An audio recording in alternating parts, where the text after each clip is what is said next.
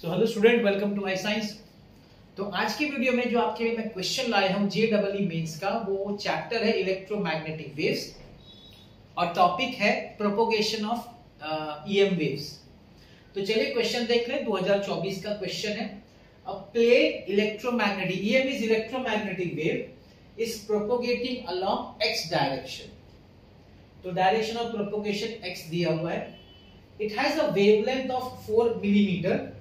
तो चलिए मैं लिख देता हूं, ये वेवलेंथ लैम्बडा दिया हुआ है, लैम्बडा 4 मिलीमीटर, जिसको हम लिख सकते हैं 4 × 10⁻³ मीटर।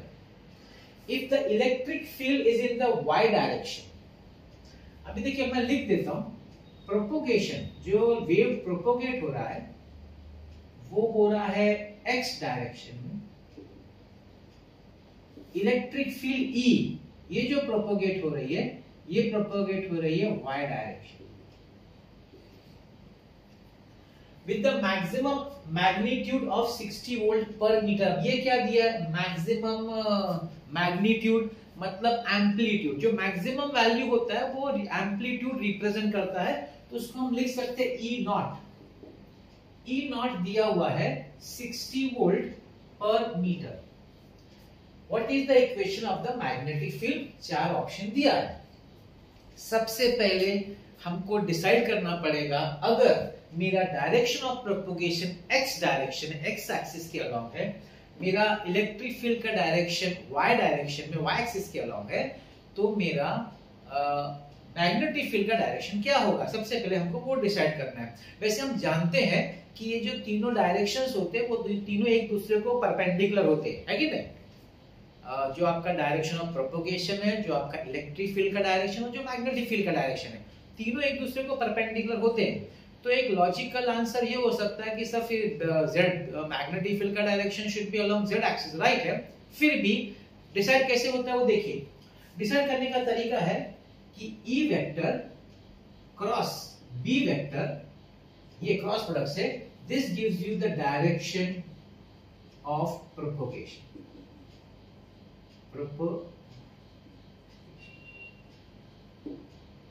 तो ये जो क्रॉस प्रोडक्ट है ना मैग्नेटिक फील्ड का, सॉरी इलेक्ट्रिक फील्ड का मैग्नेटिक फील्ड का, उसका जो क्रॉस प्रोडक्ट होता है उससे, तो हम जानते हैं कि क्रॉस प्रोडक्ट भी हमेशा परपेंडिकुलर ही होता है, तो वैसा है। अभी ये जो है अलोंग y एक्सिस है, तो इसको हम लिख सकते हैं j कैप क्रॉस, ये चलो हमको नहीं मालूम, और डायरेक्शन x एक्सिस है तो i कैप।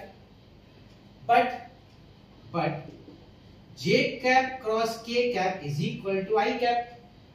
इसका मतलब तो साफ हो गया कि B वेक्टर का जो डायरेक्शन है दैट इज अलोंग पॉजिटिव। देखिए पॉजिटिव कोई बोलना जरूरी है, पॉजिटिव z एक्सिस, नहीं तो नेगेटिव हो सकता था ना, बिल्कुल है नेगेटिव, ठीक है।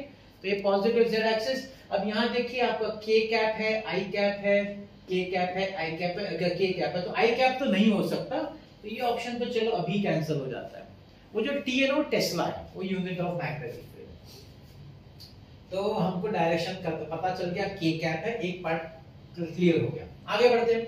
आगे अभी मैग्नेटिक फील्ड का इक्वेशन लिखना है। अब मैग्नेटिक फील्ड और इलेक्ट्रिक फील्ड हो, दोनों पता है ना, दे आर ऑसिलेटिंग वेव्स। अभी ऑसिलेटिंग वेव का एक पर्टिकुलर इक्वेशन होता है जो आप जानते होंगे, वो मैं लिख लेता हूं, ऑसिलेशन चैप्टर में आपने पढ़ा होगा। तो ऑसिलेटिंग वेव का जो इक्वेशन होता है वो लिखा जाता है, अब ये z डायरेक्शन को मैं bz ही लिखूंगा। bz is equal to b0 sin kx minus omega t. Now what is b0? b0 is the amplitude. b0 जो है वो एम्पलीट्यूड है। k क्या है? k is propagation constant. Omega तो हम जानते हैं एंगुलर फ्रीक्वेंसी। अब तीनों का अपना अपना फॉर्मूला भी है, हमको तीनों फाइंड करना पड़ेगा। कैसे फाइंड करेंगे? अब b naught is the amplitude of magnetic field. क्या आप जानते हैं कि b नॉट और e नॉट के बीच में रिलेशन है? ये आपको शायद मालूम होना चाहिए कि B नॉट, E नॉट और C के तीनों के बीच में रिलेशन है। रिलेशन क्या है? We have E naught upon B naught is equal to C। ये रिलेशन है। E naught is the amplitude of the electric field, B naught is the amplitude of the magnetic field, and C is the velocity of light. तो मतलब हम लोग लिख सकते हैं कि B naught is equal to E naught upon C। तो ये V naught की जगह पे हम लिख सकते हैं, ठीक है। आगे बढ़ते हैं। आगे k is a propagation constant, k को लिखा जाता है 2 pi by lambda, k is 2 pi by lambda. ये सब आपको बेसिक चीजें तो पता होनी चाहिए। And omega is 2 pi into frequency. लेकिन अगर आप क्वेश्चन देखेंगे ना तो फ्रीक्वेंसी तो है नहीं, तो फ्रीक्वेंसी को हमको एक अलग तरीके से रिप्रेजेंट करना पड़ेगा। कैसे रिप्रेजेंट करेंगे? अब देखिए फ्रीक्वेंसी का लैम्डा के साथ रिलेशन है ना, फ्रीक्वेंसी का लैम्डा और speed, I hope you know that c is equal to f lambda, ये रिलेशन है ना, स्पीड फ्रीक्वेंसी और लैम्डा के बीच में रिलेशन है। तो हम लोग फ्रीक्वेंसी को लिख सकते हैं c अपॉन लैम्डा, c भी मालूम है, वेलोसिटी ऑफ लाइट, लैम्डा भी मालूम है, तो इसको हम लोग एक दूसरी तरीके से लिख सकते हैं 2 पाई c बाय लैम्डा। तो मुझे देखिए k मिल गया, ओमेगा मिल गया और b नॉट मिल गया। हम लोग इस इक्वेशन में सब्स्टिट्यूट करते हैं dz में, तो मैं लिखता हूं dz is equal to d naught की जगह लिखूंगा मैं e naught upon c sign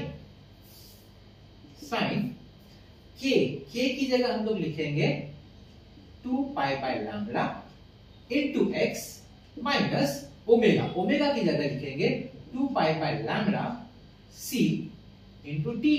देखिए ये है omega, 2 pi c by lambda, 2 pi c by lambda into t। और वो लोग डायरेक्शन भी चाहते हैं तो हम लिख देते हैं k कैप और ये टेस्ला। अब देखिए उन्होंने k कैप लिखा है तो यहाँ पे उनको मेंशन करना चाहिए था, एरो नहीं किया तो हम लोग लिख देते हैं, नहीं दिया उन्होंने फिर भी लिखना तो चाहिए था। ठीक है, चलिए आगे बढ़ते हैं। अब हम लोग वैल्यू सब्स्टिट्यूट कर देते हैं। e नॉट, अभी हमारे पास e नॉट कितना है 60, c का वैल्यू हम जानते हैं, velocity speed of light in air या वैक्यूम 3 × 10⁸ साइन। अब देखिए दोनों में दिख रहा है ना 2 पाई बाय लैम्डा कॉमन है, मैं निकाल लेता हूं, 2 पाई बाय लैम्डा कॉमन निकालता हूं, यहां से बचता है x माइनस c का तो आप जानते हैं c का value 3 × 10⁸ t k cap Tesla.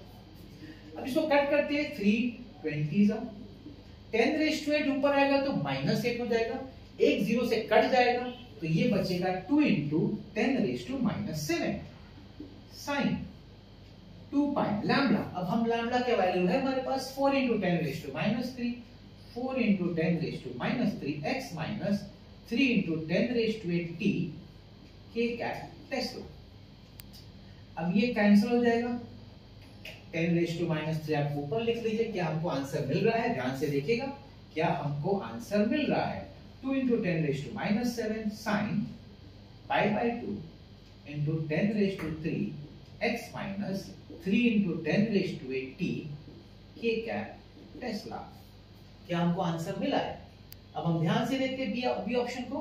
B option में 2 × 10⁻⁷ sine pi by 2 × 10⁻³ x minus 3 × 10⁸ t k cap tesla. The option is B. थोड़े सिस्टमैटिकली हमको करना है इसको, बड़ा सिस्टमैटिकली करेंगे, आप देखिए आपको आराम से आंसर मिल जाएगा।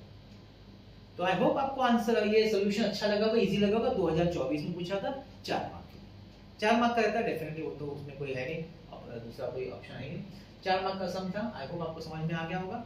तो यही आपका इलेक्ट्रोमैग्नेटिक का एक क्वेश्चन जो मैं आपके याद लाया था, मुझे लगा कि अच्छा सा सम है और इजी भी सम है, सीधा एप्लीकेशन है फॉर्मूलाज का और कुछ है नहीं। तो वीडियो लेक्चर बंद करने से पहले मैं आपको जो हर बार देता रहूंगा एडवाइस, ये मेरी, मैं समझता ये मेरी जवाबदारी है।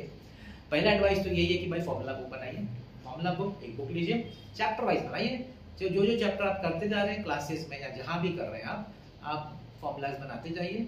और बाद में प्रैक्टिस करते समय, क्लासेस में प्रैक्टिस हो गया, खुद का एक बार हो गया, फिर उसके बाद जब प्रैक्टिस करें अलग अलग सम उठाइए, अलग अलग चैप्टर्स उठाइए, कोई भी रैंडमली उठाइए जो आपने कर लिया हुआ है, फॉर्मूला बुक सामने होना चाहिए और सॉल्व करिए, ट्राई करिए, बहुत हेल्प करेगा। अच्छा, फॉर्मूला बुक लिखते समय खुद बनाने का, किसी का फॉर्मूला बुक उठा के लिखने का नहीं, बनाने का, टीचर से चेक करवाने का या कहीं से पता करने का कि इसमें कुछ और फॉर्मूला बाकी है, वो भी डाल देने का, और फिर आप देखिए, आप प्रैक्टिस करिए, आपको फिजिक्स बहुत ही इजी लगेगा और बहुत मजा आएगा करने का।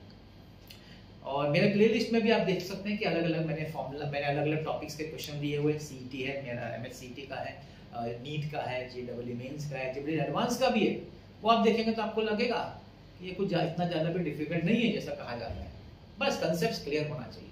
उसके लिए फॉर्मूला बुक रहेगा ना, उसको बार बार देखते रहेंगे तो ऑटोमेटिकली आपका 50% प्रॉब्लम सॉल्व हो जाता है। तो ऐसे वीडियो लाता रहूंगा। आज का मेरा वीडियो देखने के लिए बहुत बहुत धन्यवाद।